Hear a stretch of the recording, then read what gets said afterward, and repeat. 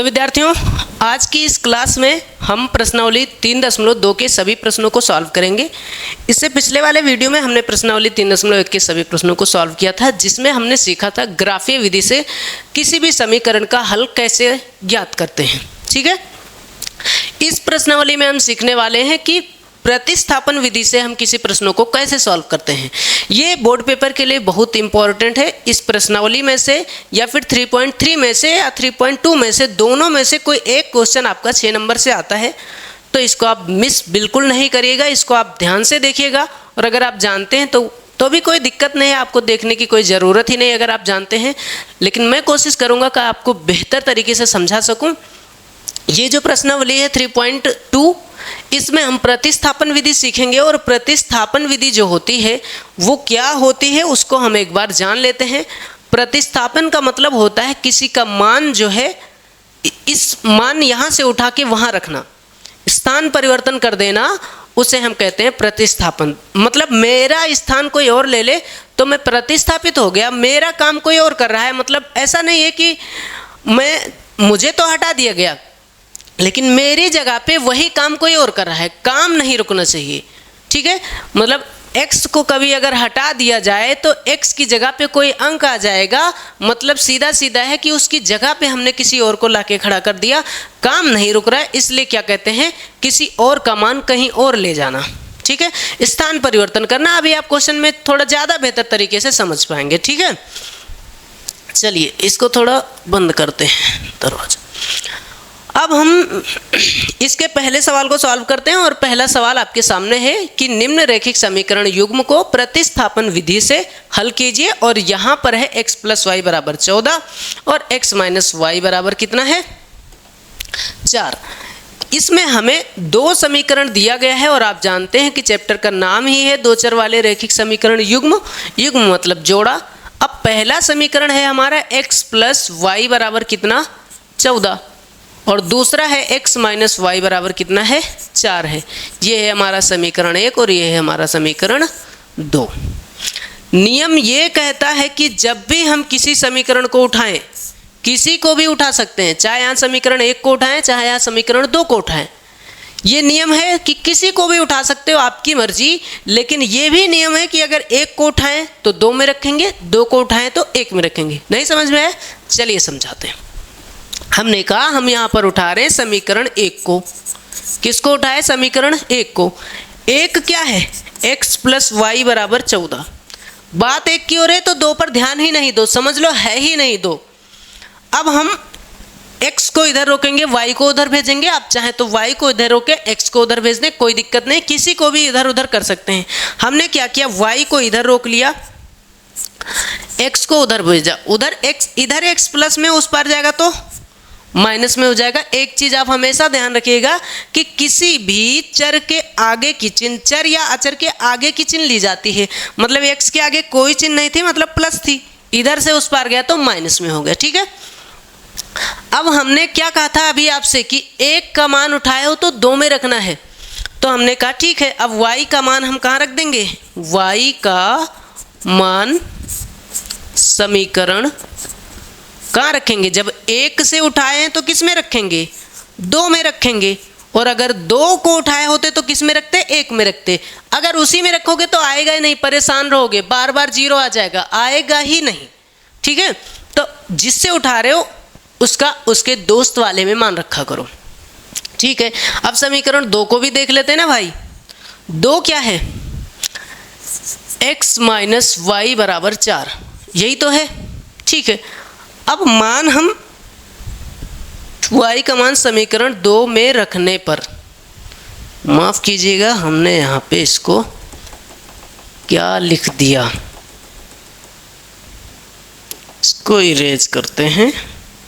ठीक, लिखेंगे कि y का मान कहाँ रखेंगे, समीकरण।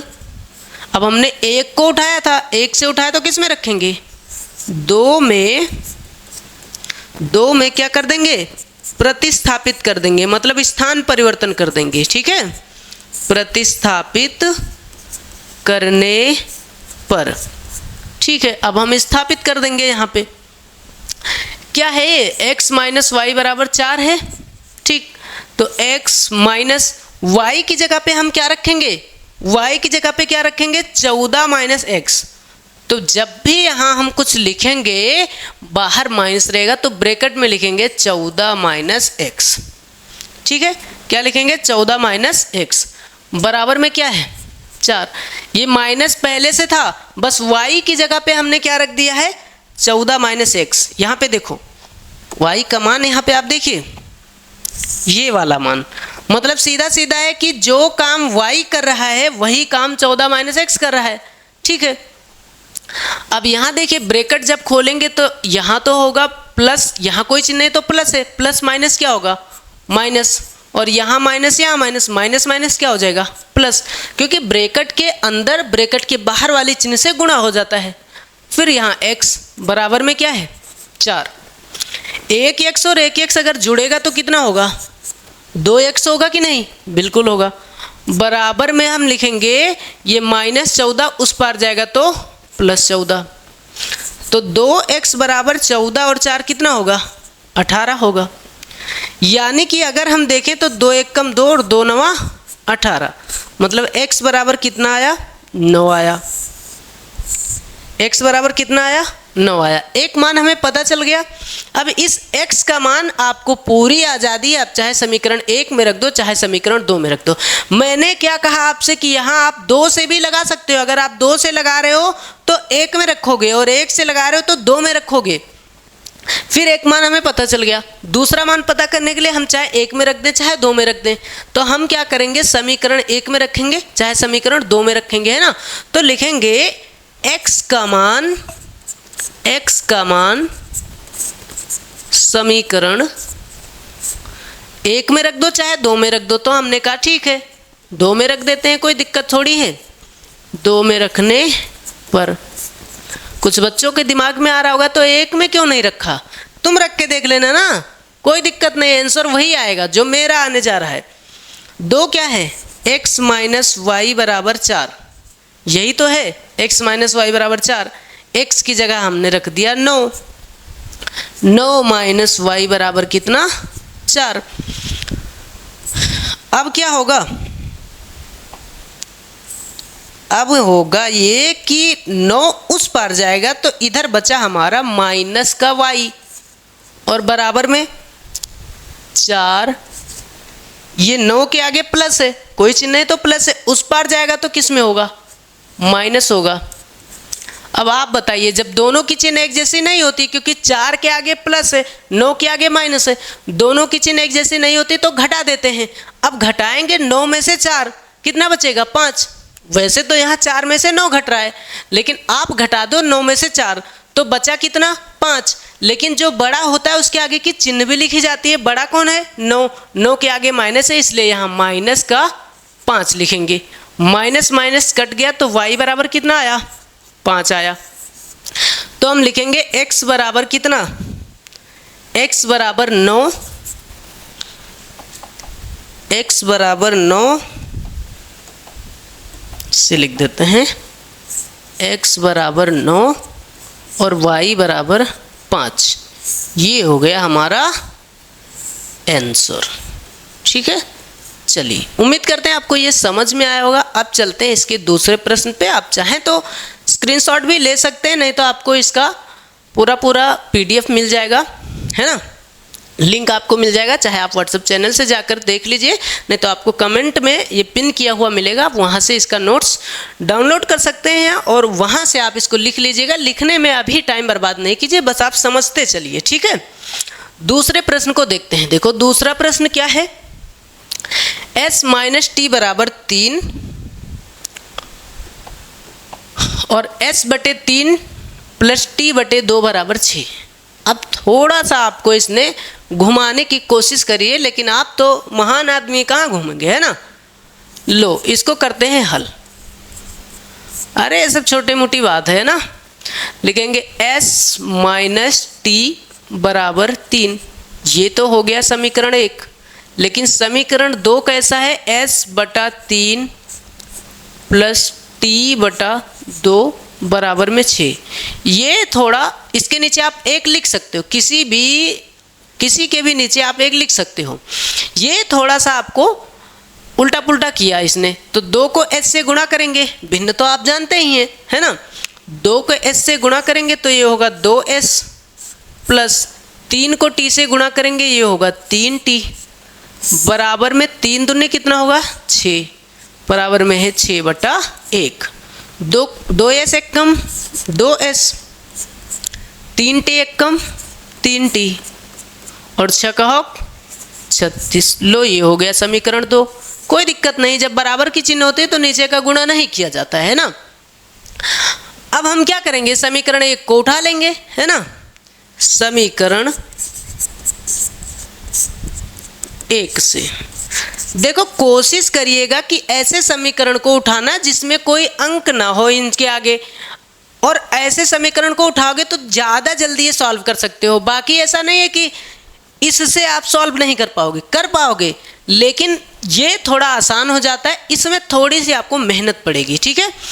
अब नहीं रहेगा, दोनों वैसे रहेगा तब तो उठाने पड़ेगा, लेकिन इसलिए मैं कह रहा हूँ ये वाला ज़्यादा आसान रहेगा, ये वाला थोड़ा सा आपको मेहनत करनी पड़ेगी, लेकिन कठिन नहीं कह सकते इसको, ठीक है। चलिए, अब समीकरण हमने क्या उठाया, 2 से क्यों उठाएंगे, 1 को उठाते हैं, है ना। समीकरण कौन सा, 1 से। चलिए, अब 1 क्या है, s माइनस टी बराबर 3। इस t को उस पार भेज दीजिए तो हम कहेंगे s बराबर 3। ये माइनस टी है, उस पार जाएगा तो प्लस का t हो जाएगा, है ना। अब इसी s का मान क्या कर देंगे हम, 2 में रख देंगे, क्योंकि 1 से उठाया तो 2 में ही रखना है, ये चीज़ ध्यान रखिएगा। तो कहेंगे s का मान समीकरण 2 में रखने पर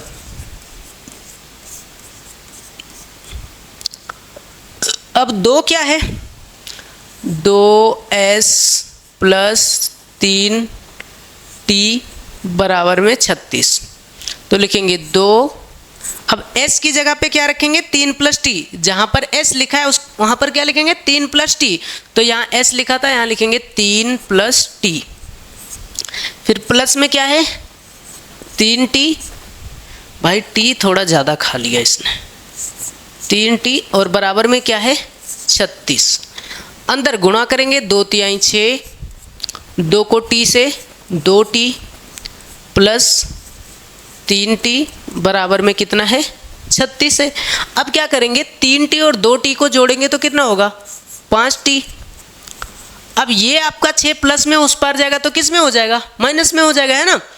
तो अब देखिए 36 में से 6 जाएगा, कितना बचेगा 30, और 5 एक कम 5, 5 36, मतलब t बराबर कितना आया 6 आया। t का मान पता हो गया। अब जैसे t का मान पता चला, इस t के मान को क्या करिए, समीकरण 1 में रखो, क्योंकि सबसे आसान है। तो लिखेंगे t का मान समीकरण 1 में रखने पर, चाहे रखने पर चाहे प्रतिस्थापित करने पर कोई दिक्कत नहीं। क्या लिखा है, s माइनस टी बराबर 3, s माइनस टी बराबर 3। t की जगह पे कितना रख सकते हैं, 6 रख सकते हैं। तो लिखेंगे s माइनस 6 बराबर में 3, यही तो। अरे t की जगह पे हमने यहाँ 6 रख दिया, 6 को उधर भेज देंगे तो s बराबर क्या होगा 3, ये माइनस 6 उस पार जाएगा तो प्लस 6, यानी कि s बराबर 6 और 3 कितना 9। लो हो गया आंसर। अब क्या करेंगे, इसका आंसर लिखेंगे तो लिखेंगे t बराबर 6 और s बराबर 9। लीजिए, ये हो गया आपका आंसर। उम्मीद करते हैं आपको ये भी समझ में आया होगा। चलिए, अब आप इसको लिखिए नहीं, है ना, क्योंकि आपको ये तो मिल ही जाएगा सब। चलिए, अगला प्रश्न क्या है, 3x माइनस वाई बराबर 3 और 9x माइनस 3y बराबर 9। यहाँ पे देखिए लिखेंगे हल 3x माइनस वाई बराबर 3 और 9x माइनस 3y बराबर 9। कितने लोग जानते हैं सरलीकरण? सरल करना कितने लोग जानते हैं? अरे सब जानते हैं ना। चलो ठीक, जब आप सभी लोग जानते हैं सरल करना तो लो 3 तिया 9, 3 एकम 3 और 3 तिया 9। यहाँ पे आया 3x माइनस वाई बराबर में 3। ये था समीकरण 1 और ये समीकरण 2। थोड़ा ध्यान से समीकरण 1 और समीकरण 2 को देखिए तो आप देखेंगे कि ये दोनों समीकरण एक ही है, एक ही जैसा, सब कुछ सेम है। 3x माइनस वाई बराबर 3, दूसरे में भी 3x माइनस वाई बराबर 3, दोनों सेम है कि नहीं? बिल्कुल है भाई, 3x माइनस वाई बराबर 3 और 3x माइनस वाई बराबर 3। जब ऐसा समीकरण हो कि हमारे पास चर कितने हैं? 2 हैं। चर कितने हैं? 1 और 2। और समीकरण कितने हैं? समीकरण तो एक ही है, दोनों सेम है मतलब एक ही है। जब चर 2 हो, समीकरण 1 हो, ऐसे सवाल को हम सॉल्व नहीं कर सकते, ऐसे सवाल को हम उत्तर नहीं बता सकते। हम क्या, इस दुनिया का कोई भी व्यक्ति एग्जैक्ट आंसर नहीं बता सकता है, ठीक है। ऐसे में इसका कोई एग्जैक्ट आंसर नहीं बता सकता, इसलिए इसका एक, चाहे समीकरण 1 उठाओ चाहे 2 उठाओ, दोनों सेम है तो उठाएंगे किसी को भी।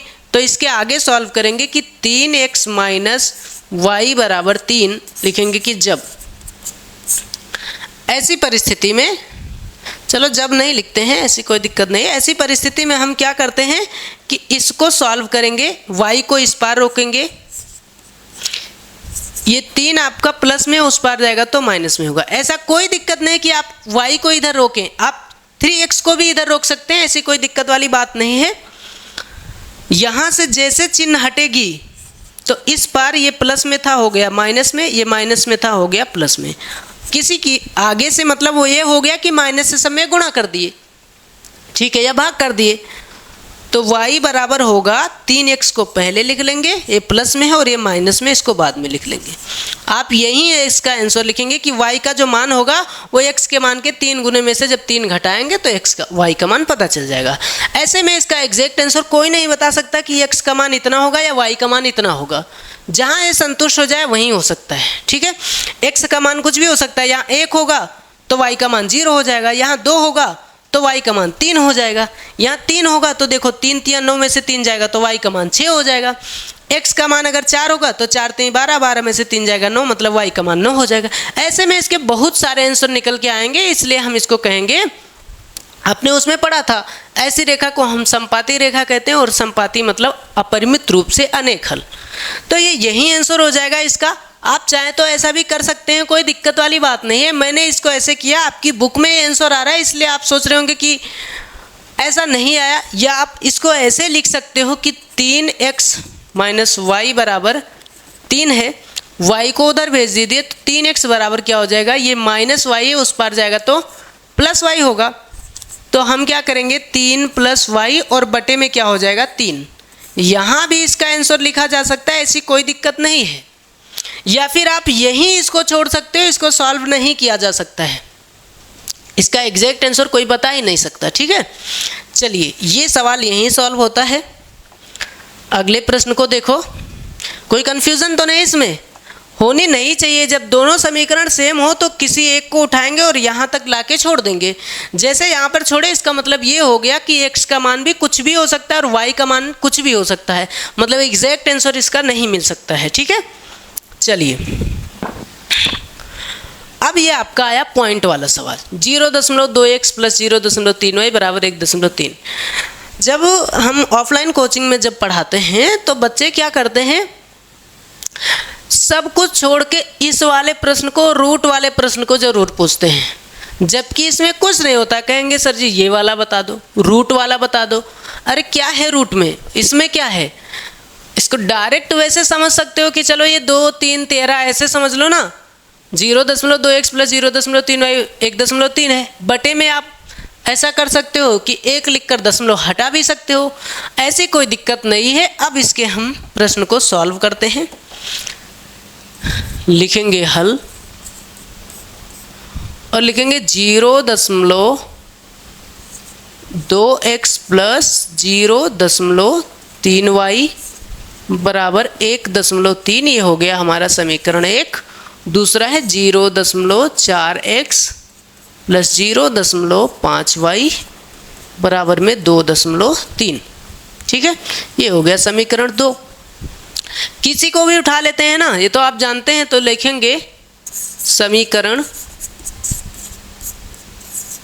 1 से, एक क्या है 0.2x प्लस 0.3y बराबर 1.3 है ना। उधर भेज देंगे तो हम कहेंगे ठीक है 0.2x को रोक लेते हैं और ये 1.3 ये प्लस में उस पार जाएगा तो माइनस में हो जाएगा। ये माइनस में ही तो होगा है ना। 2 को बटे में भेज देंगे। अब जो यहाँ गुणा में होता है वो बटे में जाता है, तो 1.3 माइनस 0.3y और बटे में क्या हो जाएगा 0.2। अब x का मान किस में रखेंगे 2 में रखेंगे, क्योंकि जब 1 को उठाए तो 2 में रखेंगे है ना। तो लिखेंगे x का मान समीकरण 2 में रखने पर, चाहे रखने पर चाहे प्रतिस्थापित करने पर, ऐसी कोई दिक्कत वाली बात नहीं है। तो चलिए समीकरण 2 में रख देते हैं। अब समीकरण 2 क्या है 0.4x प्लस 0.5y बराबर 2.3। ठीक है, अब हम यहाँ पे क्या करेंगे x की जगह पे ये पूरा रखेंगे। तो पहले तो लिखेंगे देखो 0.4 ब्रैकेट लगाएंगे और x है, x की जगह पे ये पूरा रखेंगे। पूरा क्या है 1.3 माइनस 0.3y और बटे में क्या है 0.2। ठीक है, ये हो गया x का मान प्लस 0.5y बराबर में 2.3। ठीक है, ये बात क्लियर है। गुणा में है और ये भाग में है, तो गुणा और भाग तो सरल कर सकते हैं। दशमलव दशमलव कैंसिल हुआ, 2 1 कम 2 और 2 दूनी 4। 2 से गुणा करेंगे तो 2 तिहाई 6 दशमलव, 2 1 कम 2 माइनस 2 तिहाई 6 और 2 0 यम 0। अंदर गुणा कर दिया, प्लस क्या है 0.5y बराबर में 2.3। इसको उधर भेज देंगे है ना। देखो 5 और 6 इन दोनों में अगर देखा जाए तो एक के आगे प्लस है और एक के आगे माइनस है। एक के आगे माइनस है और एक के आगे प्लस है। दोनों की चिन्ह एक जैसे नहीं है। और जब एक जैसे चिन्ह ना हो तब क्या करते हैं, इसमें से इसको घटा देते हैं। तो चलो 6 में से 5 जाएगा, कितना बचेगा 1, y तो रहेगा ही। दशमलव 0 में से 0 जाएगा, 0 बचेगा। बड़ा कौन है, बड़ा है 6, 6 के आगे माइनस, इसलिए यहाँ क्या होगा माइनस बराबर में 2.3। ये प्लस में उस पार जाएगा तो माइनस में हो जाएगा। ठीक है, चलिए अब इसके देखो, इसके आगे प्लस इसके आगे माइनस, क्या दोनों की चिन्ह एक जैसी नहीं है। जब चिन्ह सेम नहीं होती तो घटा देते हैं, सिंपल सा बात है। तो माइनस 0.1y, 6 में से 3 जाएगा 3, 2 में से 2 जाएगा 0। बड़ा ये है, इसके आगे माइनस, तो यहाँ minus minus minus cancel. y बराबर कितना होगा 0.3 बटे 0.1। ये जो गुणा में होता है ना, ये बटे में चला जाता है। दशमलव दशमलव कैंसिल हो जाएगा, क्या बचेगा 3/1। 1 से जब 3 को भाग करेंगे तो कितना आएगा 3 आएगा। मतलब सीधा सीधा है कि y बराबर कितना आया 3 आया। y का मान क्या करेंगे, y का मान हम समीकरण 1 में रख देंगे चाहे समीकरण 2 में रख देंगे। तो लिखेंगे कि y का मान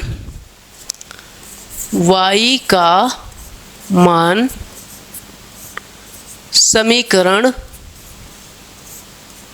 1 में रखने पर, अब हम किसी में भी रख सकते हैं, ठीक है 1 में रखने पर। अब देखो 1 क्या है 0.2x प्लस 0.3y बराबर 1.3। लो यहाँ पर लिखेंगे 0.2x प्लस 0.3y बराबर 1.3। यही तो था। हाँ, और y का मान कितना आया 3, मतलब जहाँ पर y है वहाँ 3 रखना है।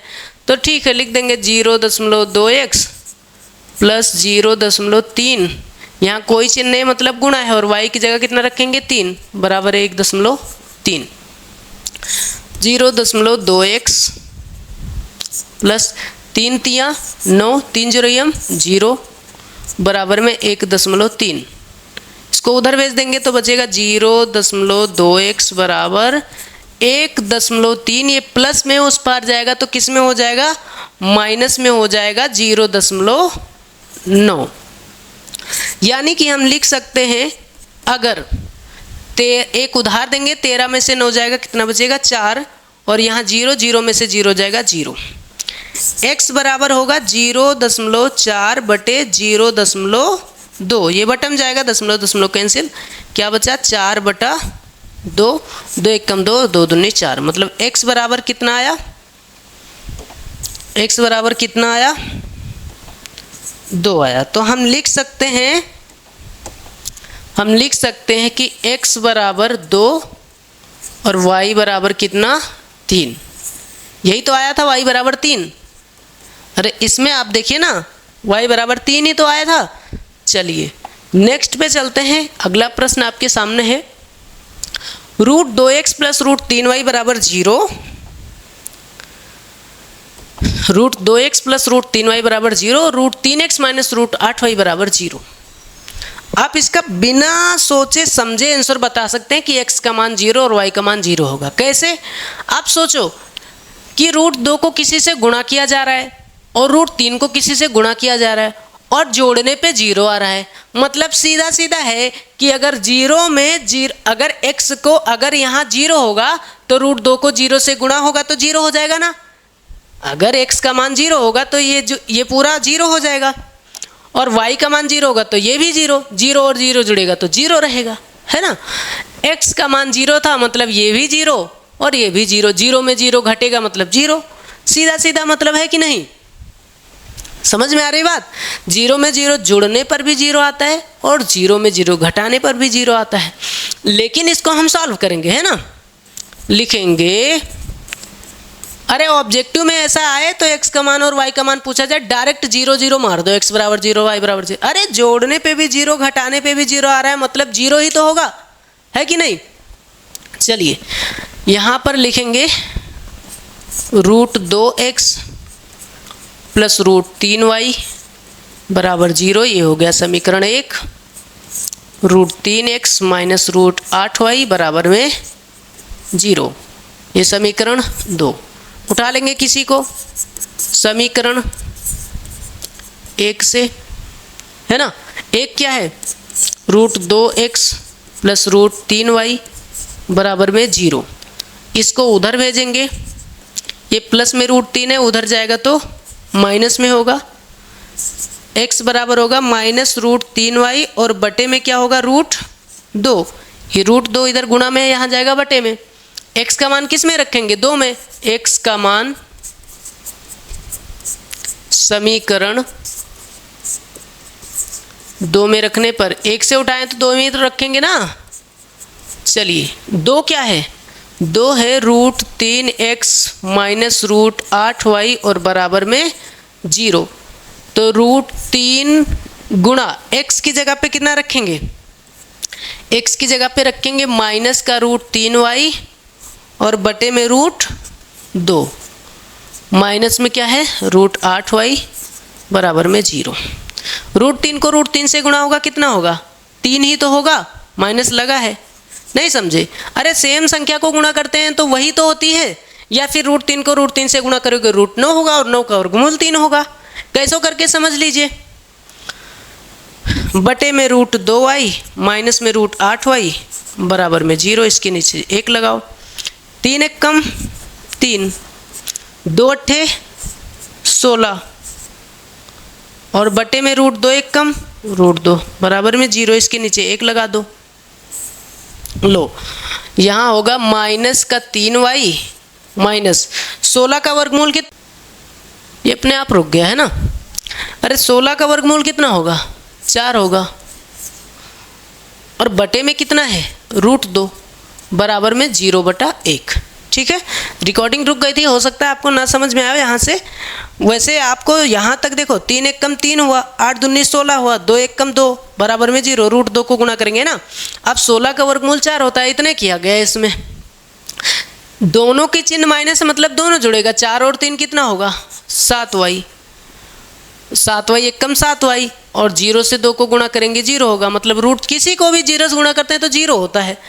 तो y बराबर कितना होगा, 0/-7। बताओ 7 से 0 को भाग करेंगे 0 आएगा कि नहीं, y का मान कितना आया, 0 आया है ना। ये हो गया y का मान। इसका मान यहाँ पे रख देंगे, चाहे 1 में चाहे 2 में, लिखेंगे y का मान 1 में रखने पर अब 1 क्या है, 1 है √2x, किसी में भी रख सकते थे ना, √2x प्लस √3y और बराबर में क्या है, 0। ठीक है, दिख रहा है, हाँ दिख रहा है। अब क्या करेंगे, y की जगह 0, तो लिखेंगे √2x प्लस √3 गुणा y की जगह पे 0 बराबर में 0। अब रुको कि थोड़ा सा इनको हम यहाँ से थोड़ा सा इन्हें हम करते हैं छोटा, और इस कहाँ जा रहे हो भैया, चलिए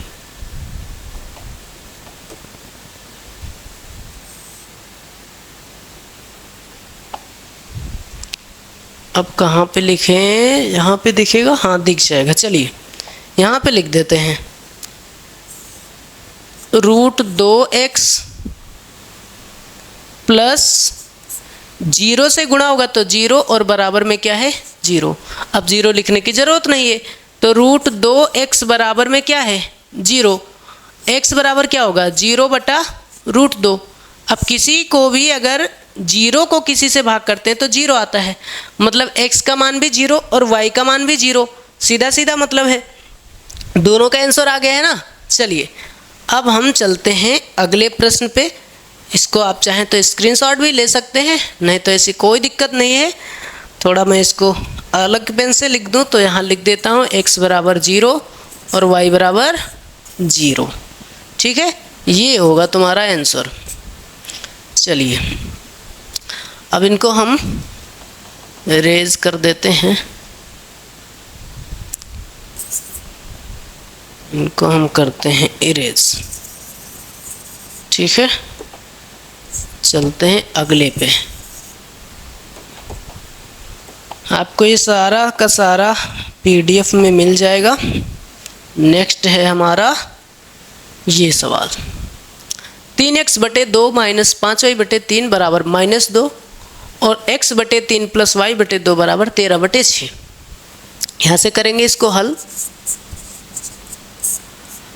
लिखेंगे 3x/2 माइनस 5y/3 बराबर -2। इसको पहले शुद्ध रूप में कर लेते हैं। 3 तियाँ कितना होगा, 9x, 2 पंचे कितना होगा, 10y, 2 तिहाई कितना होगा, 6 बराबर में -2 और बटा में 1 है ना। 9x एक कम 9x, 10y एक कम 10y, -2 छक 12, ये हो गया समीकरण 1। दूसरे को देखते हैं तो क्या है, x/3 प्लस y/2 बराबर 13/6 है ना। इसको करते हैं, 2 को x से 2x, 3 को y से 3y, 2 तिहाई कितना होगा, 6 बराबर में 13/6। जब दोनों सेम है तो काट देंगे। यहाँ पे बचा हमारा 2x प्लस 3y बराबर में 13, ये हो गया समीकरण 2 है ना। अब यहाँ से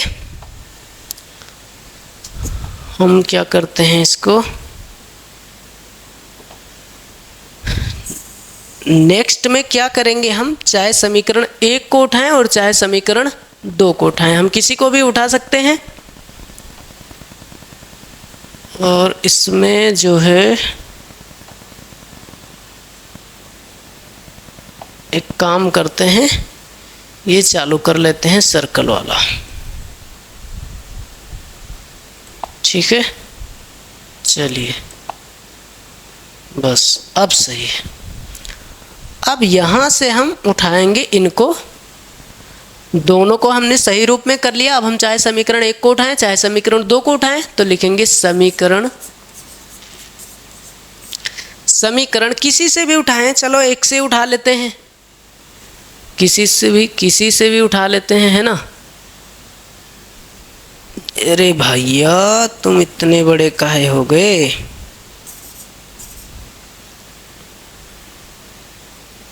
चलिए हाँ, हम उठा रहे हैं किसी को भी, तो हम लिखेंगे समीकरण 1 से। अब 1 क्या है, 1 है हमारा 9x माइनस 10y बराबर -12, यही तो है ना।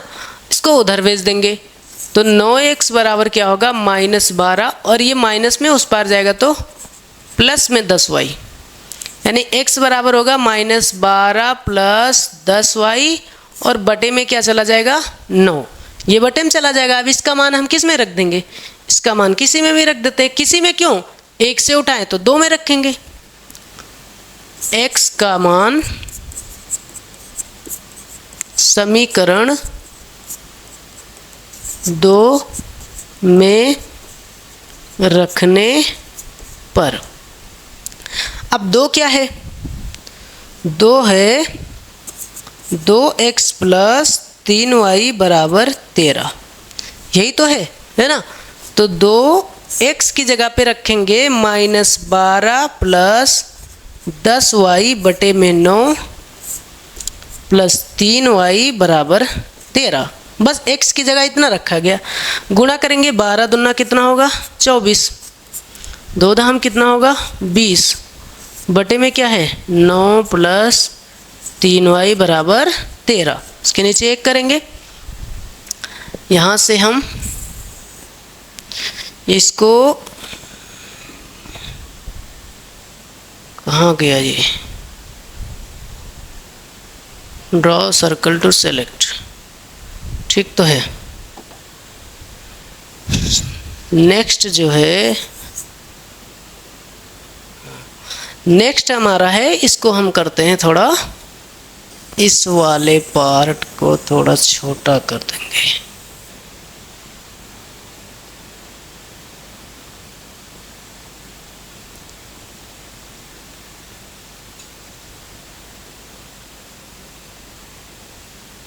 तुम कहाँ जा रहे हो,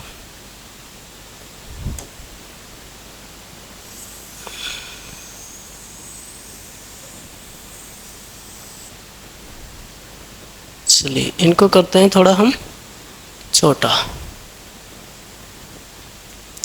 यहाँ पे करते हैं, ठीक। चलिए और इस वाले पार्ट को ख़त्म कर देते हैं।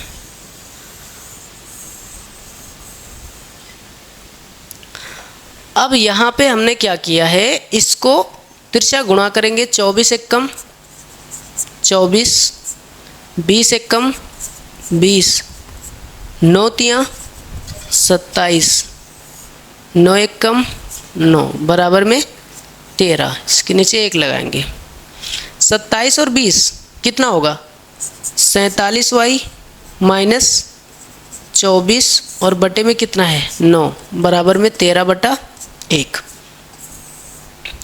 दिख रहा है। हाँ अब देखो 47 से कम कितना होगा 47y माइनस 24 से कम कितना होगा 24 बराबर 13 9 कितना होगा 117। तो 47y बराबर 117, ये -24 उधर जाएगा तो +24 हो जाएगा।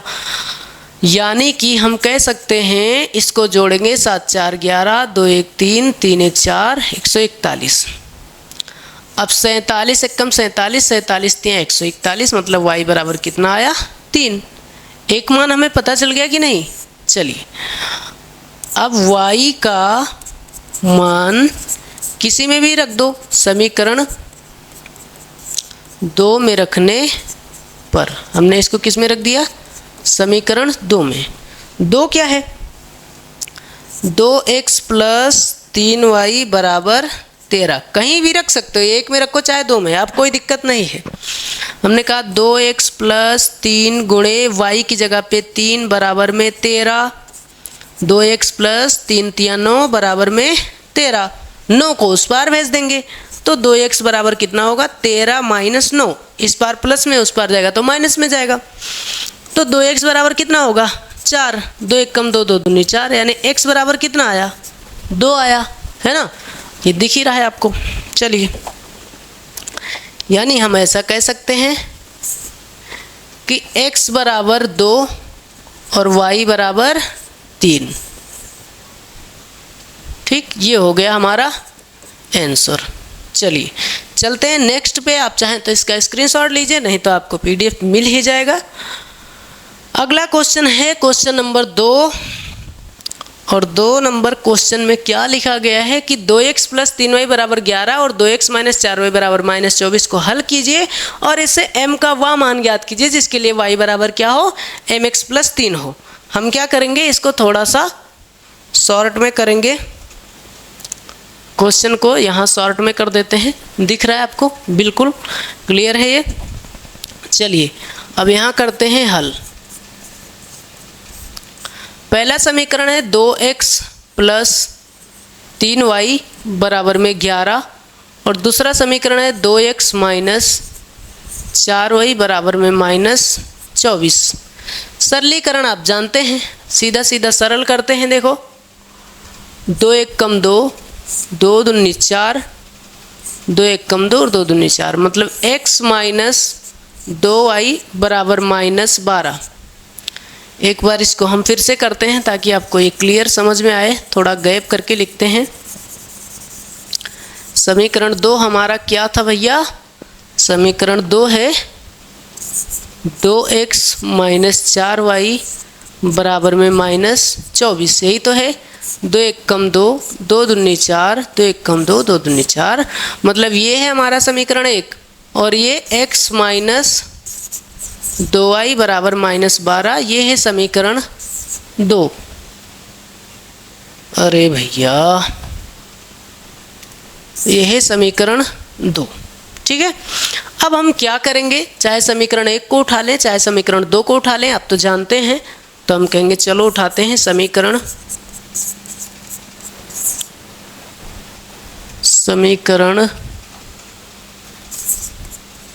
1 से। 1 क्या है, 2 को उठाते हैं, ज़्यादा आसान रहेगा। जिसमें कोई सिंगल बॉडी मिले उसी को उठा लो। ये सिंगल बॉडी मिल रहा है कि नहीं, x वाला मान सिंगल है ना, इसमें सिंगल नहीं है। उठाने में तो कोई दिक्कत नहीं, 2 को भी उठाओ 1 भी उठाओ, कोई दिक्कत नहीं, लेकिन ये ज़्यादा आसान होता है। तो x माइनस 2y बराबर माइनस 12। 2y को उधर भेजो, ये माइनस में उधर जाएगा तो प्लस में होगा। ठीक है, अब x का मान समीकरण 1 में रखने पर, ठीक, 1 में रखने पर 2 उठाएं तो 1 में रखेंगे। 1 क्या है, 2x प्लस 3y बराबर 11। तो 2 इंटू x का मान कितना है minus 12 plus 2y plus 3y बराबर 11। ठीक, गुणा करेंगे, 12 दूना कितना होगा माइनस 24, और यहाँ 2 दूनी कितना होगा 4, प्लस में 3y बराबर में 11। यही तो है ना। 12 दूना 24, 2 दूनी 4, फिर 3y प्लस 11। 4 और 3 दोनों के आगे एक जैसे चिन्ह है तो जुड़ जाएगा 7y। y वाला ही y वाले में जुड़ेगा, ऐसा मत कर देना कि इसको जोड़ दो। अब देखो ये माइनस 24 उस पार जाएगा प्लस 24, तो 7y बराबर 24, 11, 35। 7 एकम 7, 7 पचे 35, मतलब y बराबर कितना आया, 5 आया। लो एक तो आंसर हो गया। y का मान किसी में भी रख दो, चाहे 1 में चाहे 2 में। हम कह रहे हैं भैया ठीक है, हमने 2 में रख दिया। किसी में भी रखने का मतलब किसी में भी रख दो है ना, तो हमने 2 में रख दिया। 2 क्या है, x माइनस 2y बराबर में है -12, यही तो है x माइनस 2y बराबर -12, समीकरण 2। तो x माइनस 2 गुणे y की जगह पे कितना रखेंगे, 5 बराबर में -12, तो x माइनस 2 पंचे 10 बराबर में -12। ये 10 उधर भेजेंगे तो इधर माइनस में, उधर जाएगा तो प्लस में, तो 12 में से 10 जाएगा -2 है ना, 12 बड़ा है 12 के आगे माइनस, तो x का मान क्या होगा, -2। ये भी हो गया एक आंसर। अब इसने जो बात कही है उस बात पे चलते हैं। इसने कहा x का और y का मान पता चल गया, x बराबर -2 और y बराबर 5, ठीक है। लिख देंगे x बराबर -2 और y बराबर 5। अब इसने क्या कहा, हमें ऐसा समीकरण देना है जो y बराबर कितना हो, mx प्लस 3। हमें m का मान ज्ञात करना है। y की जगह पे रखेंगे 5, m गुणा x की जगह पे रखेंगे -2 प्लस में 3, ठीक।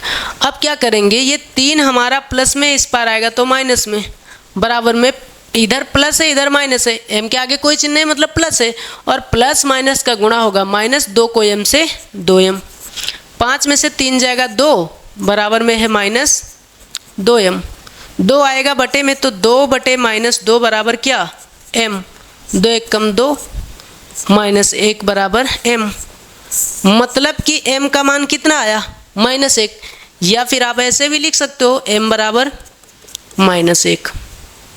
चलिए ये भी हो गया ख़त्म, है ना, समझ में आया होगा आपको, सिंपल सा तो था।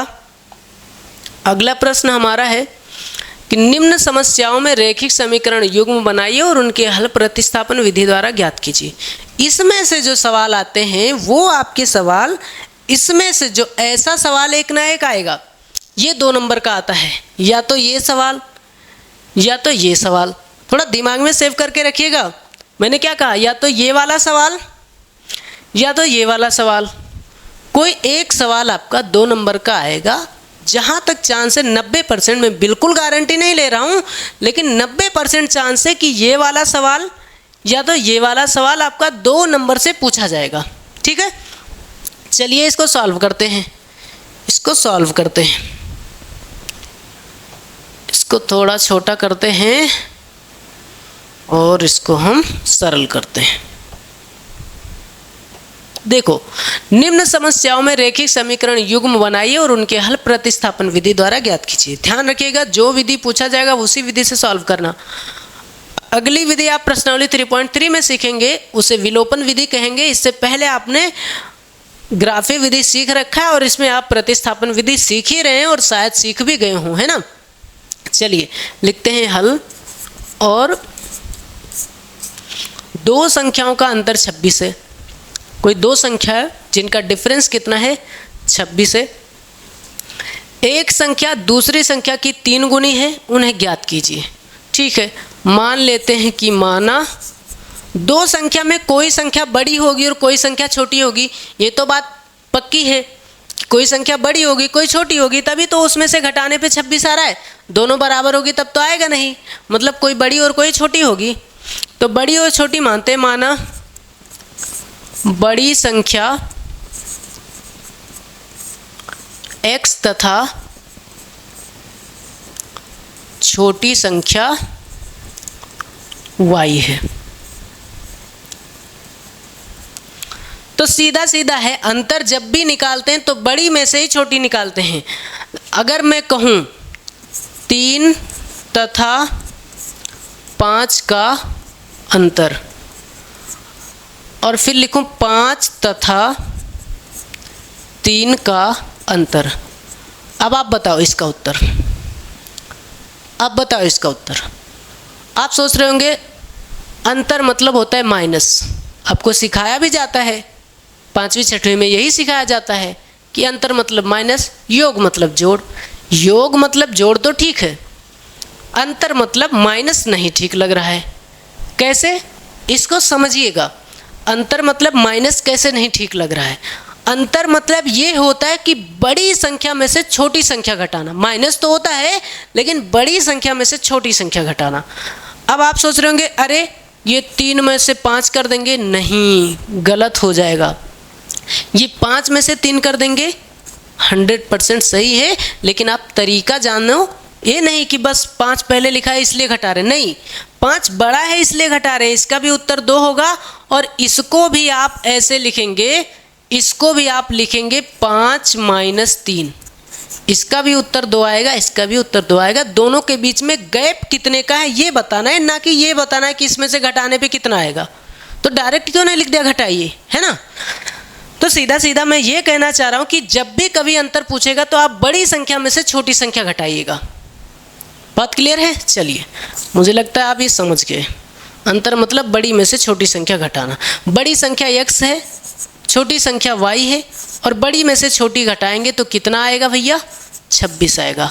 अब मुझे लगता है आपको ये बात बिल्कुल समझ में आई होगी। एक संख्या दूसरी संख्या की 3 गुनी है। एक संख्या मतलब बड़ी संख्या, बड़ी संख्या दूसरी संख्या से कितनी गुनी है? छोटी संख्या की 3 गुनी है। मतलब ये बात है कि जो बड़ी संख्या है और जो छोटी संख्या है, इन दोनों को जब भी बराबर किया जा सकता है जब दूसरी संख्या में कितने से गुणा करा जाए? 3 से। नहीं समझे? इसने कहा बड़ी संख्या छोटी संख्या की 3 गुनी है। एक संख्या दूसरी संख्या की 3 गुनी है, मतलब जो बड़ी है वो छोटी की 3 गुनी है। तो मैं ये कह रहा हूं कि अगर इन दोनों को बराबर करना है, बड़ी संख्या और छोटी संख्या को अगर बराबर करें, तो आप सीधा सीधा ये कहिए कि अगर छोटी संख्या में 3 से गुणा कर दें तब ये दोनों बराबर हो जाएंगे। ठीक है, ये हो गया समीकरण 2।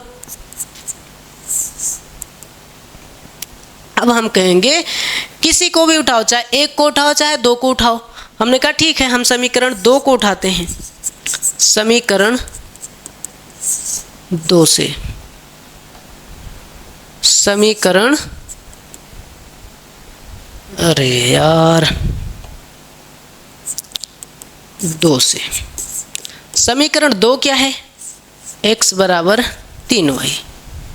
तो लिखेंगे x का मान, कुछ पश्चांतर ही नहीं करना है, x का मान समीकरण 1 में रखने पर, अरे जब 2 से उठाए तो 1 में ही रखेंगे ना। 1 में रखने पर 1 क्या है?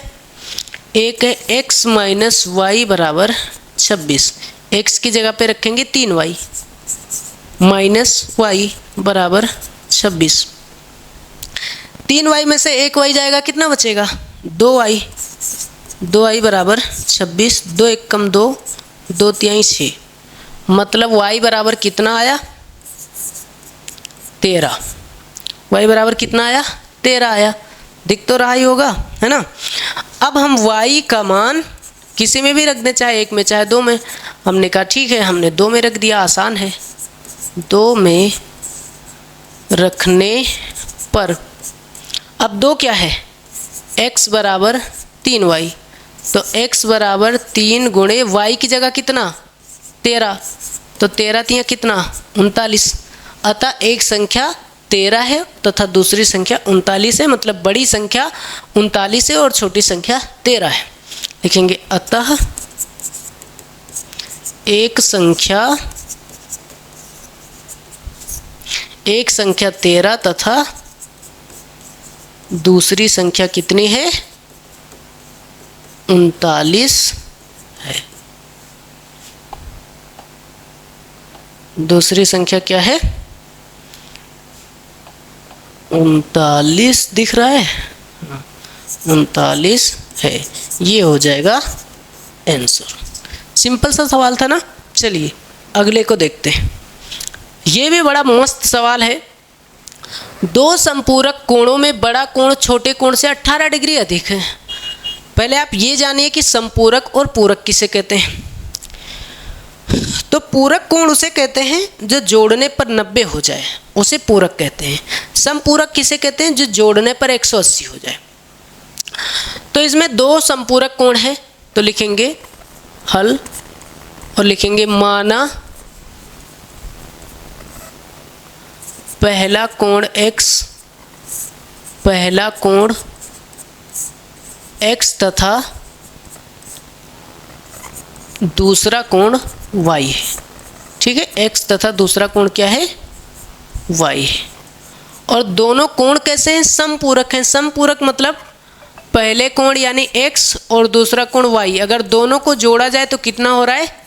180 हो रहा है। ध्यान रखिएगा एग्जाम में आप ये कि अगर समपूरक पूछा है तो x प्लस वाई बराबर 180 होगा, अगर पूरक पूछा है तो x प्लस वाई बराबर 90 होगा। ठीक है, चलिए दूसरी बात इसने कहा बड़ा कोण छोटे कोण से 18 डिग्री अधिक है। पहले कोण को आप बड़ा लिख दीजिएगा। ठीक है, पहला कोण को आप ये लिख दीजिएगा कि माना बड़ा कोण और छोटा कोण। ठीक है, माना बड़ा कोण x तथा छोटा कोण y है। इसने कहा बड़ा कोण यानी बड़ा कोण x और छोटा कोण y ये बराबर तभी होगा जब छोटे कोण में 18 और जोड़ दिया जाए, क्योंकि बड़ा कोण छोटे से 18 अधिक है। इसका मतलब सीधा सीधा ये दोनों बराबर तब होंगे, बड़ा जितना होगा अगर छोटे को भी उसके बराबर पहुंचना है तो 18 अपने में और जोड़ना होगा, तभी बराबर पहुंचेगा, है ना। ठीक है, ये हो गया समीकरण 2, ये हो गया समीकरण 2। तो लिखेंगे समीकरण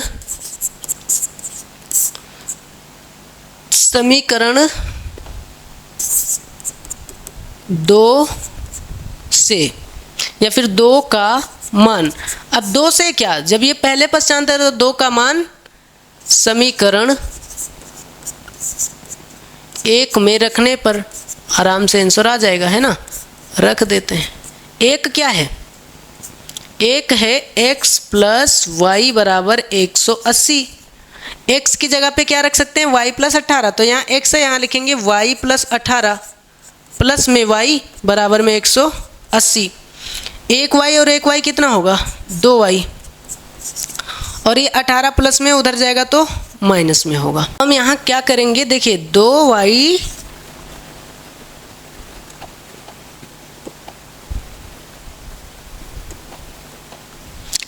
चलिए अब क्या करेंगे? देखो 2y डिग्री बराबर क्या होगा? 180 डिग्री में से अगर हम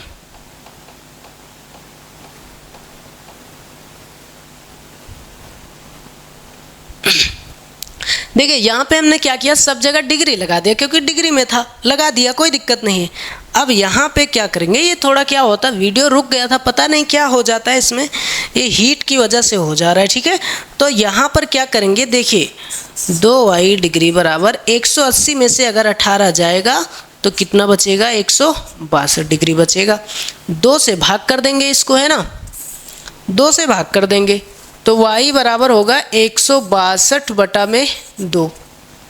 2 से भाग करेंगे, 2 अट्ठे 16, 2 एक कम 2, यानी y बराबर कितना आया? 81 डिग्री। मतलब एक कोण पता चल गया। अब y का मान किसी में भी रख दो, समीकरण 2 में रखने पर, 2 में रख देते हैं, सिंपल सा है। 2 में रखने पर 2 क्या है? x बराबर y प्लस 18, x बराबर y प्लस 18, सब जगह डिग्री लगाते जाओ। y की जगह रखेंगे 81 डिग्री प्लस 18 डिग्री, तो x डिग्री बराबर कितना होगा? 99 डिग्री। 81 और 18 जोड़ देंगे 99 होगा। तो कहेंगे अतः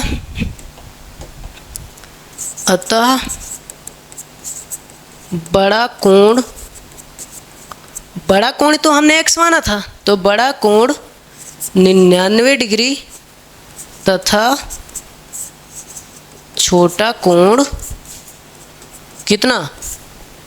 81 डिग्री है। ठीक, ये हो गया इसका आंसर। आप चाहें तो स्क्रीनशॉट ले सकते हैं और नहीं लेना है तभी कोई बात नहीं, आप इसको आराम से पा जाएंगे पीडीएफ में, है ना। चलिए नेक्स्ट क्या है, तीसरा प्रश्न है आपके सामने कि इसको थोड़ा छोटा करते हैं, प्रश्न को पहले पढ़ लेते हैं। एक क्रिकेट टीम के कोच ने 7 बल्ले तथा 6 गेंदें रुपये 3800 में खरीदी।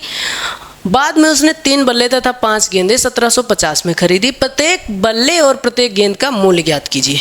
ठीक है, हमें बताना है प्रत्येक बल्ले और प्रत्येक गेंद का मूल्य। इसको छोटा कर देते हैं, क्वेश्चन आपके पास होगा ही। ठीक है, चलिए लिखते हैं इसको हल। और दो चीज़ें हैं, आपको किसी एक चीज़ का मान पता हो ना तो दूसरे का पता चल जाता है। मतलब देखो, अगर एक बल्ले का मूल्य पता है तो 100 बल्ले का भी पता हो जाएगा, है ना। उस मूल्य से उस वस्तु को गुणा कर देंगे। जैसे एक पेन का दाम मान लो 3 रुपये है, एक पेन का दाम मान लो 10 रुपये है, तो 5 पेन का मूल्य कितना होगा, 10 बचे 50। मूल्य को वस्तु से गुणा कर देते हैं, सिंपल सा है। वही काम इसमें करेंगे। माना एक बल्ले का मूल्य 100 रुपये है, एक बल्ले का मूल्य 100 रुपये तथा एक गेंद का मूल्य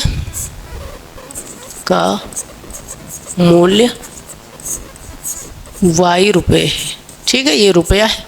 तो हम कहेंगे देखो 7 बल्ला था, किस हिसाब से, x मूल्य था, एक बल्ले का x, तो 7 बल्ले का 7x। गेंद 6 थी और एक गेंद का मूल्य y है, तो 6y। गुणा ही तो करते हैं, बराबर में कितना, 3800। समीकरण कितना, 1।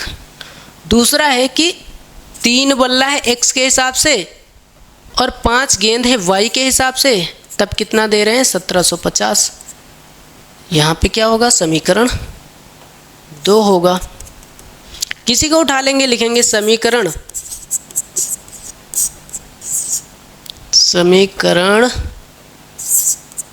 1 से। एक क्या है, 7x प्लस 6y बराबर में है कितना, 3800।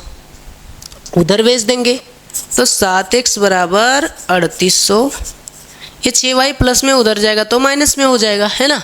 प्रतिस्थापन से लगाना है इसमें। x बराबर 3800 माइनस 6y और बटे में क्या हो जाएगा, 7।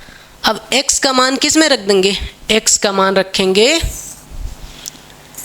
x का मान किस में रखेंगे भैया, जब हम 2 को उठाए, 1 को उठाएं तो किस में रखेंगे, 2 में रखेंगे। 2 में रखने पर अगर 1 को उठाएंगे तो 2 में रखेंगे और 2 को उठाएंगे तो 1 में रखेंगे। ये क्या है, 3x प्लस 5y बराबर 1750। ठीक है, तो 3 गुणा x की जगह पे लिखेंगे 3800 माइनस 6y बटे में 7, ठीक, प्लस 5y बराबर में 1750। 3 0 m 0, 3 0 m 0, 3 8 24, 3 3 9 और 2 11। ठीक है, गुणा कर देंगे।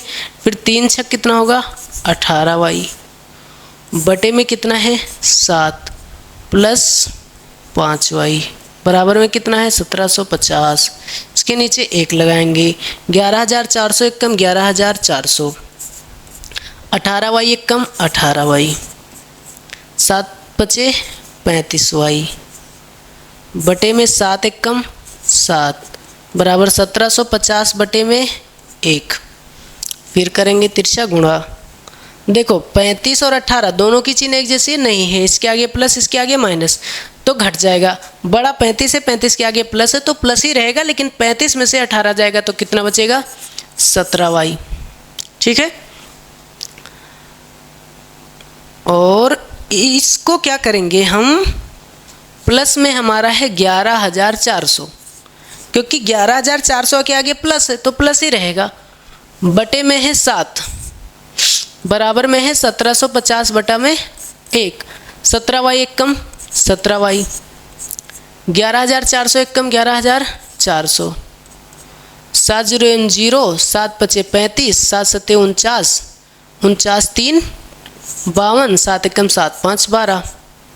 इसको उधर भेजेंगे तो 17y बराबर 12,250। ये प्लस में उधर जाएगा तो माइनस में होगा, दिख रहा है? हाँ ठीक। तो 17y बराबर होगा, 0 में से 0 जाएगा बचेगा 0, 5 में से 0 जाएगा बचेगा 5, 2 12 में से 4 जाएगा बचेगा 8, यहाँ बचा 11, 1 में से 1 जाएगा 0, 1 में से 1 जाएगा 0। ठीक है, चलिए 17 कम 17, 17 5 85, 17 0 0, मतलब y बराबर कितना आया? 50 रुपये। एक गेंद का मूल्य कितना है? 50 रुपये, क्योंकि ये गेंद का मूल्य हमने माना था। अब इसका मान 1 में रख दें चाहे 2 में, तो लिखेंगे y का मान क्या करेंगे? y का मान अब किसी में भी रख देंगे समीकरण, 1 में रखने पर, 2 में रख दें चाहे 1 में रखने पर 1 क्या है? 1 है या 2 क्या है? 3x + 5y बराबर 1750। 3x + 5y बराबर 1750। और देखो y बराबर 50 आया है, यहाँ पर आप देखिए y बराबर कितना है? 50। तो जहाँ y है वहाँ 50 रख देंगे। तो 3x + 5 गुणे y की जगह पे 50 रखेंगे, बराबर में है 1750। तो 3x बराबर कितना होगा? नहीं, 3x + 25 यानी 250 बराबर में 1750। तो 3x बराबर 1750, ये प्लस में उधर जाएगा तो माइनस में होगा, है ना? तो यहाँ होगा 3x बराबर 0 में से 0 जाएगा 0, 5 में से 0 जाएगा 5, इधर 7 में से 2 जाएगा 5, इधर कुछ नहीं बचा, 1 बचा, है ना? ये तो बचा 0 0 5, ठीक। 3 5 15, 3 1 कम नहीं,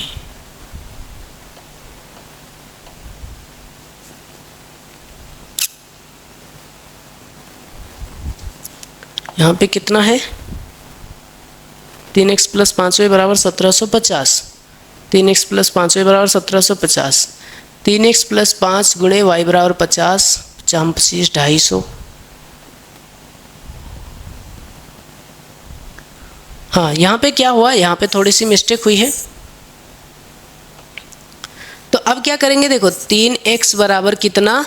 0 में से 0 जाएगा 0, 5 में से 5 जाएगा 0, 7 में से 2 जाएगा 5, और इधर बचा 1, यानी x बराबर कितना होगा? 1500, और बटे में क्या होगा? 3 3 5 15, 3 0 0 3 0 0, यानी x बराबर कितना आया? x बराबर कितना आया? 500। ठीक है, x बराबर 500 आया। मतलब ये है कि देखो x क्या था? बल्ले का मूल्य x था, यानी एक बल्ले का मूल्य कितना? 500 रुपये। अतः एक बल्ले का मूल्य 500 रुपये, क्योंकि x माना था, तथा एक गेंद का मूल्य कितना है? गेंद का मूल्य 50 रुपये है। ये हो गया इसका आंसर। एक गेंद का मूल्य 50 रुपये और बल्ले का मूल्य 500 रुपये। यहाँ पे देखिए गेंद का मूल्य कितना आया था? 50 रुपये आया था। ठीक है, नेक्स्ट देखो, ज़्यादा क्वेश्चन बचा नहीं है। एक ये है और एक ये है और एक ये, 3 क्वेश्चन और बचा है, तीनों को सॉल्व करते हैं। सबसे पहले ये चौथा, एक नगर में टैक्सी के भाड़े में एक नियत भाड़े के अतिरिक्त चली गई दूरी पर भाड़ा सम्मिलित किया जाता है। 10 किलोमीटर दूरी के लिए भाड़ा ₹105 है तथा 15 किलोमीटर के लिए भाड़ा कितना है? 155। नियत भाड़ा तथा प्रति किलोमीटर भाड़ा क्या है? एक व्यक्ति को 25 किलोमीटर यात्रा करने के लिए कितना भाड़ा देना होगा? इसको क्वेश्चन को छोटा करते हैं, आप समझ तो गए ही होंगे, है ना। चलिए, आप समझ गए ही हैं क्वेश्चन को, अब इसको सॉल्व करते हैं, लिखेंगे हल। इसने जो पूछा है वो उस पर बात करते हैं। इसने कहा कि नियत भाड़ा तथा प्रति किलोमीटर भाड़ा क्या है, तो हम कहेंगे ठीक है। जैसे यहाँ बात ये हो रही है, जैसे कोई व्यक्ति है तुम्हारे गांव में, कुछ सामान लेके आया, तो बाजार गए और कुछ सामान खरीदो, और सामान भारी है, तो देखो तुम्हारे जो जहाँ पर आप सभी उतरते हैं, गांव के सारे व्यक्ति जहाँ पे उतरते हैं, वहाँ का एक फिक्स किराया है कि भैया इस बाजार से उस गांव तक का हमारा किराया इतना है। लेकिन उसके बाद तुम्हारा काम नहीं हो रहा है, तुम उसको अपने घर तक ले जाना चाह रहे हो, तो वो कह रहा भैया एक्स्ट्रा पैसा भी पड़ेगा। अगर मैं घर तक, या फिर तुम खुद ही कहते हो भैया देखो मेरे घर तक ये सामान पहुँचा दो, मैं तुम्हें एक्स्ट्रा रुपये दूंगा। नियत भाड़ा वो है जो फिक्स है, सबके लिए सेम है, और अतिरिक्त प्रति किलोमीटर जो भाड़ा है वो क्या है, एक्स्ट्रा पैसा जो तुम दे रहे हो, ठीक है, अलग से चलाने के लिए। तो लिखेंगे कि माना नियत भाड़ा क्या है, नियत भाड़ा x रुपये तथा प्रति किलोमीटर भाड़ा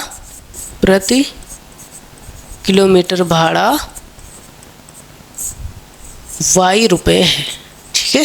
चलिए, अब कोई व्यक्ति देखो नियत भाड़े के अतिरिक्त चली गई दूरी, अतिरिक्त दूरी कितना चल रहा है, 10 किलोमीटर। एक तो नियत भाड़ा है वो x रुपया फिक्स है, उसके अलावा जो 10 किलोमीटर एक्स्ट्रा चल रहा है वो 10 किलोमीटर एक्स्ट्रा के लिए कितना के हिसाब से, y के हिसाब से कितना रुपया पड़ रहा है, टोटल 105 रुपया पड़ रहा है। ये हो गया समीकरण 1। दूसरा 15 किलोमीटर, नियत भाड़ा में कुछ नहीं करना, इतना तो पड़ेगा ही पड़ेगा, उसके अलावा आप 15 किलोमीटर एक्स्ट्रा जा रहे हैं y रुपये के हिसाब से, तब आपको कितना रुपया देना पड़ रहा है, 155 रुपये। ये हो गया समीकरण 2, सिंपल सा है। फिर यहाँ बात करेंगे बाद में, लिखेंगे समीकरण किसी से भी, चाहे 1 से चाहे 2 से, समीकरण 1 से। एक क्या है, x प्लस 10y बराबर में 105, ठीक है। x प्लस 10y बराबर में कितना, 105। हम क्या करेंगे, 10y को उधर भेज देंगे, तो x बराबर होगा 105, ये प्लस में उधर जाएगा तो माइनस में होगा। x का मान हम 2 में रखेंगे क्योंकि 1 से उठाएं, तो x का मान समीकरण 2 में रखने पर, समीकरण 2 क्या है, x प्लस 15y बराबर में कितना, 155, ठीक है। तो x की जगह पे कितना रखेंगे, 105 माइनस 10y प्लस में क्या है 15y बराबर में कितना है 155। तो चलिए अब यहाँ पे क्या करेंगे, ये दोनों एक जैसे चिन्ह नहीं है, अलग अलग चिन्ह है, तो 15 में से 10 जाएगा, कितना बचेगा 5y। जब अलग अलग चिन्हों तो घट जाता है ना। फिर इस पार है हमारा 155 और ये 105 प्लस में इस पार जाएगा तो माइनस में होगा, यानी कि 5y बराबर कितना होगा 50। 155 में 105 जाएगा 50 बचेगा, तो 5 दहम 50, यानी y बराबर कितना 10। अतिरिक्त किलोमीटर का भाड़ा कितना रुपया लग रहा है, 10 रुपया लग रहा है, ठीक है। फिर y का मान समीकरण किसी में भी रख दो, चाहे 1 में चाहे 2 में, हम कहेंगे ठीक है 1 में रखने पर। अब 1 क्या है, x प्लस 10y बराबर में 105, तो x प्लस 10 गुणा y की जगह कितना रखेंगे 10 बराबर में 105 है, 10 दाम कितना होगा 100 बराबर में 105, इसको उधर भेजेंगे तो 105, ये प्लस में उधर जाएगा तो माइनस में, यानी x बराबर 105 में 100 जाएगा, कितना बचेगा 5 रुपये। जो फिक्स किराया है वो 5 रुपये लग रहा है और जो अतिरिक्त किलोमीटर का जो लग रहा है वो 10 रुपया लग रहा है। एक्स्ट्रा का वो पैसा ज़्यादा ले रहा है और जो फिक्स किराया वहाँ का कम ले रहा है। मतलब अगर तुम अपने चौराहे से अपने घर तक गए तब 5 ही रुपये पड़ रहे हैं, लेकिन उसके बाद अगर एक्स्ट्रा जा रहा है तो हर किलोमीटर का वो कितना रुपया ले रहा है 10 रुपया बढ़ा दे रहा है, ठीक है। चलिए, अब इसने कहा एक व्यक्ति को 25 किलोमीटर यात्रा करने के लिए कितना भाड़ा देना होगा। तो पहले तो फिक्स तो देना ही पड़ेगा, 25 किलोमीटर के लिए फिक्स वाला भाड़ा तो देना ही पड़ेगा ना। तो लिखेंगे 25 किलोमीटर के लिए, 25 किलोमीटर के लिए क्या होगा, x प्लस 25 y रुपये एक्स्ट्रा पड़ रहा है ना। तो x कितना है, 5 है, प्लस 25 गुणा y कितना है, y कितना है, 10 है। तो लिखेंगे 5 प्लस 25 धामा 250, 250 में 5 जुड़ेगा तो कितना होगा, 255 रुपये। ये हो गया इसका आंसर। और आप ये भी लिख देंगे अतः नियत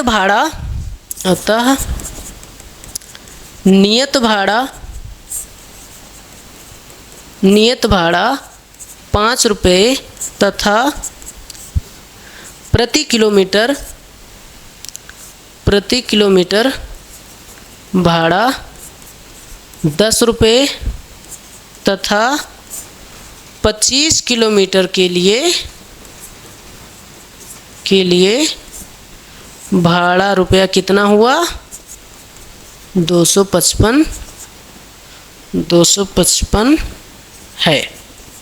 ठीक, यहाँ हो जाएगा इसका आंसर। उम्मीद करते हैं आपको ये भी समझ में आया होगा। अब चलते हैं अगले प्रश्न पे, इसके बाद एक प्रश्न और बचेगा अंतिम। ठीक है, इसको पढ़ लेते हैं पहले। यदि किसी भिन्न के, ये सब क्वेश्चन इंपॉर्टेंट है, 6 नंबर के आते हैं। ठीक है, यदि किसी भिन्न के अंश और हर दोनों में 2 जोड़ दिया जाए तो वह 9/11 हो जाती है। यदि अंश और हर दोनों में 3 जोड़ दिया जाए तो वह 5/6 हो जाती है। हमें भिन्न ज्ञात करना है। तो भिन्न ज्ञात करने के लिए जब तक हम इसे छोटा नहीं कर देंगे कैसे ज्ञात कर लेंगे, है ना। सवाल तो आपके पास है ही, अरे भैया सवाल तो आपके पास है ही ना। यहाँ से हम क्या करेंगे, भिन्न में 2 चीज़ें होती है। भिन्न बराबर क्या होता है, आप तो चौथी पांचवी से पढ़ रहे हैं कि भिन्न बराबर होता है अंश बटा हर, यही तो होता है ना। अंश ऊपर हर नीचे, ये तो आप पढ़ते ही हैं। चलिए, कोई दिक्कत थोड़ी है, लिख देंगे कि माना, क्या बात है भाई, माना अंश x तथा हर y है ना। तो आप जानते हैं कि भिन्न बराबर क्या होता है,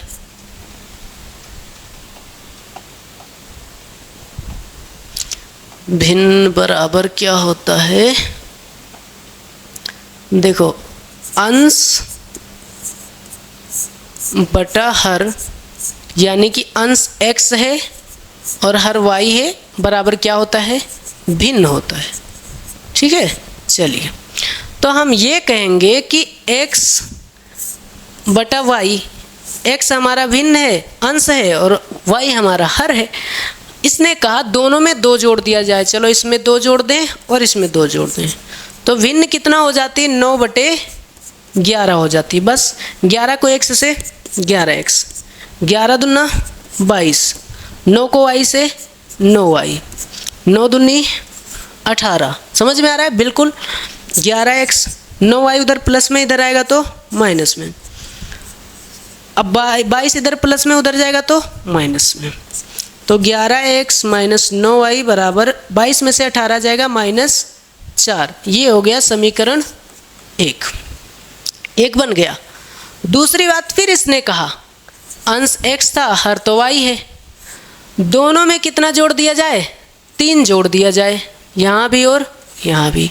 तो भिन्न कितनी हो जाती है, 5/6 हो जाती है। इंपॉर्टेंट है ये क्वेश्चन। ठीक है, 6 को x से 6x, 6 तियाँ 18, 5 को y से 5y, 5 तेई 15। तो ये प्लस में इस पार आएगा तो माइनस में होगा, है ना। अब 18 आपका प्लस में, उस पार जाएगा तो माइनस में हो जाएगा, है ना। तो 6x माइनस 5y और 18 में से 15 जाएगा -3, क्योंकि ये बड़ा है, इसके आगे माइनस है तो माइनस होगा। समीकरण तो बस ये हो गया। अब समीकरण 1 को उठा लो, चाहे समीकरण 2 को उठा लो, है ना, सिंपल सा है। तो लिखेंगे समीकरण 1 से, एक क्या है 11x माइनस 9y बराबर में -4, उधर भेज देंगे तो 11x बराबर -4, ये -9y उधर जाएगा तो प्लस में हो जाएगा, यानी कि x बराबर कितना होगा, तो -4 प्लस 9y और बटे में क्या हो जाएगा 11, ये बटे में चला जाएगा, है ना। अब क्या करेंगे, x का मान किस में रखेंगे, हमने 1 को उठाया तो 2 में रखने पर, 2 में रखने पर, अब 2 क्या है, 2 है देखो 6x माइनस 5y बराबर में -3, यही तो है। तो यहाँ लिखेंगे 6x, x की जगह पे हम पूरा मान रख देंगे -4 प्लस 9y बटे में 11 माइनस में 5y बराबर में -3, ठीक है। चलिए 6 चौके कितना होगा 24, 6 9y कितना होगा 54y बटे में है 11 माइनस 5y बराबर में -3, इसके नीचे 1 लगाएंगे। अब देखो 24 एक कम 24, 54 एक कम 54, 11 पचे 55 बटे में 11 एक कम 11 बराबर में -3 और बटे में 1।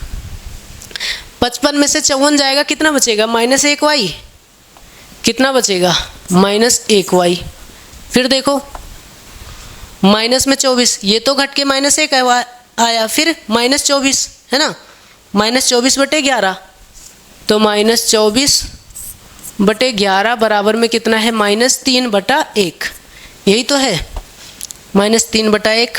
बस इसके आगे सॉल्व करते हैं। देखो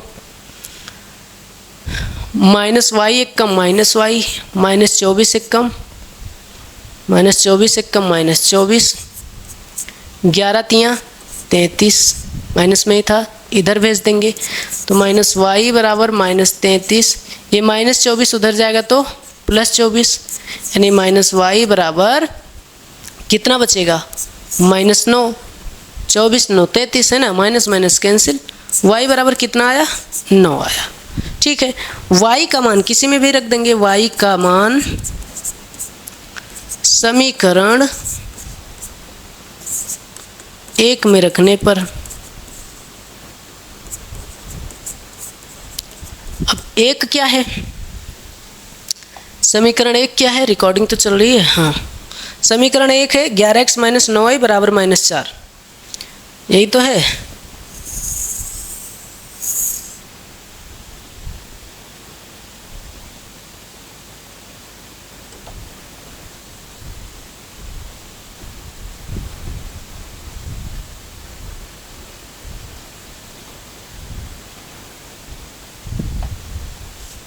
कहाँ पे ले चलें इसको, कहाँ पे पढ़ा रहा हूँ मैं, यहाँ पे। चलिए कहाँ गया, ये है,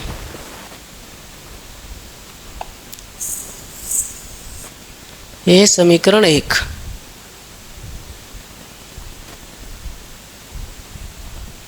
समीकरण 1 में रखने पर यही तो है समीकरण 1, है ना। ठीक, अब देखो यहाँ पे क्या करेंगे हम, y की जगह 9 रख देंगे, है ना, तो लिखेंगे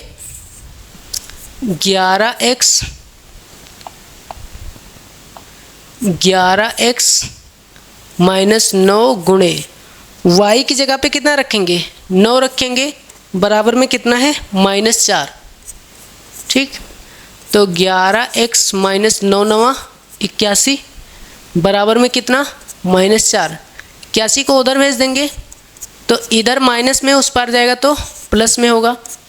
अब जब दोनों की चिन्ह एक जैसी नहीं हो तो घटा देते हैं, 81 में से 4 जाएगा, बचेगा 77, तो x बराबर 11 कम 11 11 सत्ते 77, मतलब कितना 7। तो लो भिन्न क्या थी, भिन्न थी x बटा y, देख लीजिए भिन्न क्या थी, x बटा y थी, तो x की जगह पे कितना रखेंगे 7 और y की जगह पे कितना रखेंगे 9, लो हो गया आंसर, 7/9 हो गया आंसर, है ना। चलिए अंतिम प्रश्न को देखते हैं। इसके अंतिम प्रश्न क्या है, बस ये भी इम्पोर्टेंट क्वेश्चन है। मैंने कहा इसमें से जितने क्वेश्चन है सारे इम्पोर्टेंट है। 5 वर्ष बाद जैकब की आयु उसके पुत्र की आयु से 3 गुनी हो जाएगी। 5 वर्ष पूर्व जैकब की आयु उसके पुत्र की आयु की 7 गुनी थी। उनकी वर्तमान आयु क्या है, हमें ये बताना है। चलिए दिख रहा है, हाँ, लिखेंगे हल,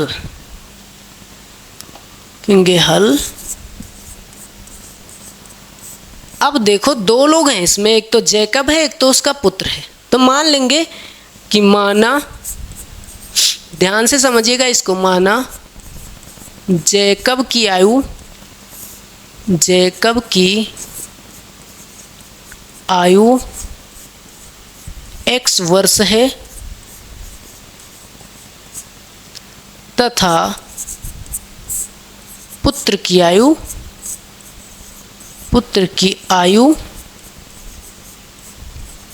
y वर्ष है। ठीक है, जैकब की आयु x वर्ष और पुत्र की आयु y वर्ष है। बात हो रही है कि 5 वर्ष बाद, जैसे कोई व्यक्ति अभी मान लो 10 साल का है, 5 वर्ष बाद कितने साल का हो जाएगा, तो आप कहेंगे 15 साल का हो जाएगा। भैया 5 तो बढ़ गया, इसमें 5 तो बढ़ गया, तभी तो 15 हुआ। सीधा सीधा मतलब है अभी जितने साल का है उसमें 5 जुड़ गया, है ना। बाद की बात हो रही, पता नहीं क्या हो जाता है इसकी रिकॉर्डिंग में। मैंने क्या कहा कि अगर कोई व्यक्ति 10 साल का है, 5 साल बाद वो 5 जुड़ जाएगा। अगर कोई व्यक्ति 8 साल का है, 18 साल बाद कितना होगा, तो 18 जुड़ जाएगा। जितने साल बाद की बात हो रही है उतना जुड़ जाएगा। कोई व्यक्ति x साल का है, 5 साल बाद x + 5 का हो जाएगा, 5 तो जुड़ जाएगा, है ना। सीधा सीधा मतलब यही है। तो यहाँ लिखेंगे 5 वर्ष बाद जैकब की आयु, जैकब की आयु क्या होगी, जैकब की आयु x है और 5 साल बाद x + 5 वर्ष हो जाएगी। कोई दिक्कत थोड़ी है ना।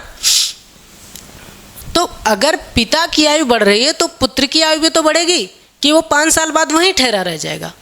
अगर मैं अभी 20 साल का हूँ तो 5 साल बाद 25 साल का होऊंगा कि नहीं होऊंगा। अगर मैं 30 साल का हूँ 5 साल बाद 35 साल का होऊंगा। तो क्या मेरा दोस्त अगर 18 साल का है तो 5 साल बाद वो 18 साल का रहेगा, नहीं ना, उसकी भी उम्र बढ़ेगी। तो अगर ये y साल का है तो 5 साल बाद ये भी तो y + 5 होगा। तो 5 वर्ष बाद पुत्र की आयु क्या होगी, पुत्र की आयु होगी y + 5।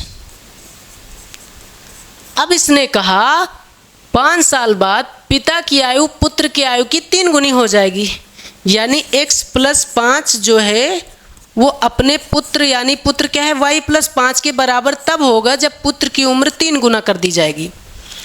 पिता अपने पुत्र की आयु की 3 गुना है, पिता x + 5 है, पुत्र y + 5 है, और जब पुत्र की आयु में 3 से गुणा कर देंगे तब पिता और पुत्र की आयु बराबर हो जाएगी। ठीक है, चलिए तो x + 5 बराबर 3 को y से 3y और 3 × 5 कितना होगा, 15 होगा। तो 3y को इधर लाएंगे तो माइनस में होगा, 5 को इधर से उधर ले जाएंगे तो ये माइनस में जाएगा, यानी x - 3y बराबर 15 में से 5 जाएगा तो कितना बचेगा, 10। ये हो गया समीकरण 1। ठीक है, ये बात क्लियर है। अब समीकरण 2 को बनाने की कोशिश करते हैं। समीकरण 2 में पूछा 5 वर्ष पूर्व, पूर्व मतलब पहले। अगर मैं अभी 50 साल का हूँ तो 5 साल पहले मैं कितने साल का रहूँगा, 55, मतलब 50 में 5 घट गया। अगर मैं x साल का हूँ तो 5 साल पहले x - 5 रहूँगा, 5 घट जाएगा, है ना। तो कहेंगे कि 5 वर्ष पूर्व, पूर्व की बात हो तो पहले यानी घटा देंगे, पश्चात की बात हो तो बाद यानी जोड़ देंगे। 5 वर्ष पूर्व जैकब की आयु, जैकब की आयु क्या होगी, अभी x साल का है तो 5 घटा देंगे, है ना। उसी तरह अगर इसकी उम्र घट रही है तो उसकी भी घटेगी, है ना। वैसे तो ये मुमकिन नहीं है, लेकिन बात हो रही पूछने की। तो 5 वर्ष पूर्व पुत्र की आयु क्या हो जाएगी? y माइनस 5 वर्ष, है ना। चलिए ये बात क्लियर है। अब दोनों की आयु जो है क्या होगी? पुत्र की आयु की 7 गुनी हो जा 7 गुनी थी, बीती हुई बात है ना। तो पिता की आयु जो है, नहीं y माइनस है ना, पिता की आयु जो है अपने पुत्र की आयु के बराबर तब होगी जब पुत्र की आयु में 7 से गुणा कर दें। 7 गुनी है पिता की आयु, पुत्र की आयु की 7 गुनी है। पिता की आयु पुत्र की आयु की 7 गुनी थी, पिता की आयु पुत्र की आयु की 3 गुनी है। ठीक है, हो जाएगी।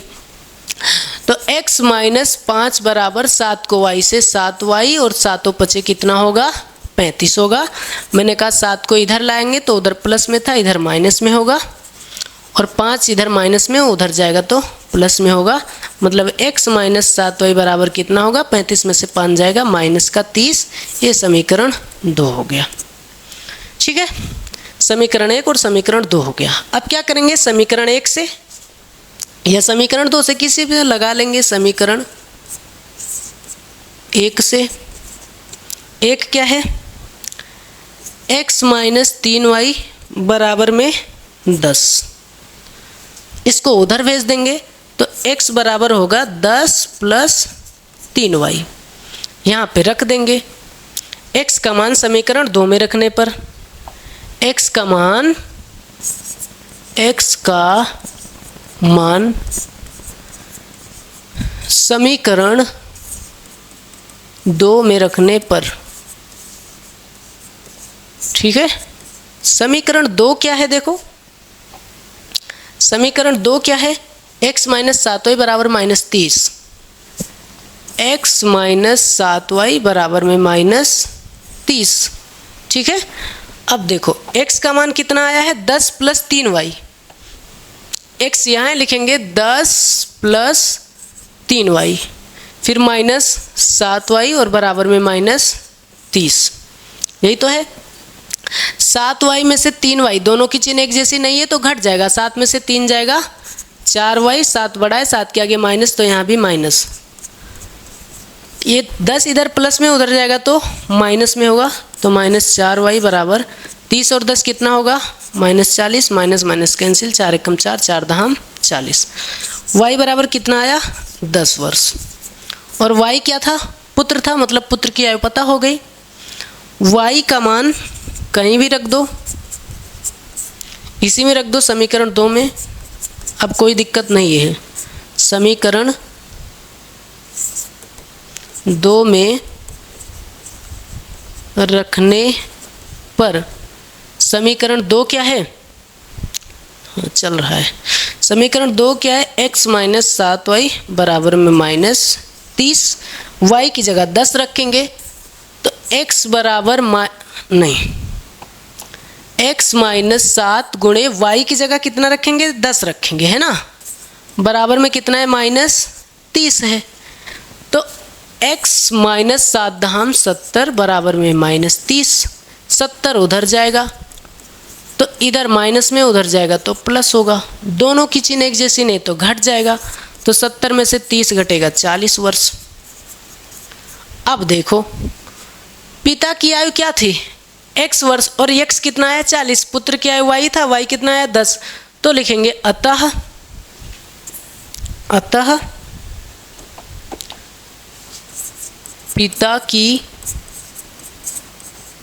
पिता क्यों, नाम तो दिया है ना। अतः जैकब की आयु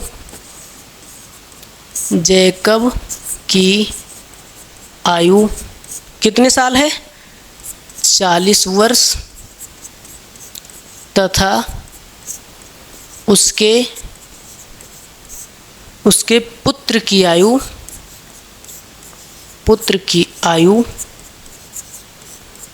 10 वर्ष। अरे यार इसको क्या मैं बताऊं, 10 वर्ष है। ये हो गई इनकी वर्तमान आयु। ठीक है, इसी के साथ ये प्रश्नावली समाप्त होती है और मैं उम्मीद करता हूँ आपको ये प्रश्नावली बेहतर तरीके से समझ में आई होगी। इससे भी बेहतर अंदाज में मिलते हैं अगली प्रश्नावली में, यानी प्रश्नावली 3.3 में। आप इसका पूरे का नोट्स ले सकते हैं हमारे व्हाट्सएप चैनल को ज्वाइन करके, या फिर मैं आपको वैसे भी कमेंट में इसका लिंक पिन कर दूंगा, आप वहां से देख सकते हैं। नहीं तो आपको डिस्क्रिप्शन में व्हाट्सएप चैनल का भी लिंक मिल जाएगा और कमेंट में भी व्हाट्सएप चैनल का लिंक मिल जाएगा। आप वहां से चैनल ज्वाइन कर लीजिए, वहां से भी आप नोट्स को आराम से प्राप्त कर सकते हैं। ठीक है, अगर आपने इसको समझ लिया है अच्छे से तो आपके लिए बोर्ड पेपर के लिए बेस्ट ऑफ लक। मैं उम्मीद करता हूँ आप बहुत मेहनत से आगे भी पढ़ेंगे। मुझसे पढ़ें या किसी और से पढ़ें, स्कूल में पढ़ें या किसी और अन्य चैनल पर पढ़ें, बस मेहनत से पढ़िए, आपका भविष्य अच्छा रहे बस। ठीक है, चलिए धन्यवाद।